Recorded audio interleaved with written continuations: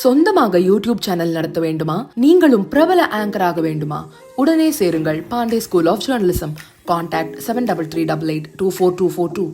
ஜம்மு காஷ்மீர் மாநிலம் பெஹல்காம் பகுதியில் கடந்த ஏப்ரல் 22ஆம் தேதி தீவிரவாதிகள் நடத்திய துப்பாக்கிச் சூட்டில் 26 பேர் உயிரிழந்தனர்.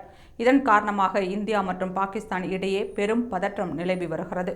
இந்நிலையில் பாகிஸ்தான் முன்னாள் பிரதமர் இம்ரான்கான் மற்றும் முன்னாள் வெளியுறவுத்துறை அமைச்சர் பிலாவல் பூட்டோ ஆகியோரின் எக்ஸ் தள கணக்குகள் இந்தியாவில் முடக்கப்பட்டுள்ளன. இது மத்திய அரசின் சட்டப்பூர்வ கோரிக்கையை ஏற்று எடுக்கப்பட்ட நடவடிக்கையாக எக்ஸ் நிறுவனம் தெரிவித்துள்ளது.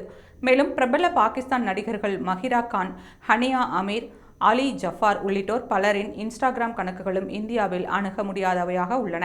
இவர்களில் சிலர் காஷ்மீர் சம்பவத்திற்கு பிறகு சர்ச்சைக்குரிய கருத்துக்களை பகிர்ந்ததாக தகவல் தெரிவித்தன. பிலால் பூட்டோ சமீபத்தில் இந்தியா சிந்து நதி நீரை நிறுத்தினால் அதில் இந்தியர்களின் ரத்தம் பாயும் என கூறியிருந்தார். இந்த கருத்தும் அவரது கணக்கு முடக்கத்திற்கு முக்கிய காரணமாக அமைந்திருக்கலாம். முன்னதாக பாகிஸ்தானைச் சேர்ந்த 16 யூடியூப் சேனல்களும் பிரதமர் ஷெபாஸ் ஷெரீஃபின் அதிகாரப்பூர்வ யூடியூப் சேனலும் இந்தியாவால் முடக்கப்பட்டிருந்தன.